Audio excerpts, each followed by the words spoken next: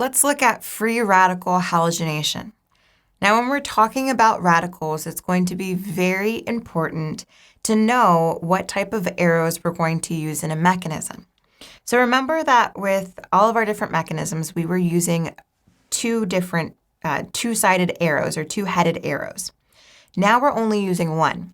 So the reason why we're doing that is because a radical or a free radical is essentially just talking about one electron rather than just a lone pair that we saw before, right?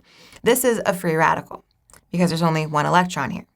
So what we have to show is we do have to show each electron. So this is represented by that one head arrow, and that's telling us that only one electron is going onto that chlorine or only one electron is going in that direction. So I highly, highly stress that, okay? Because you can definitely get it wrong if you put the wrong arrow. Now the first step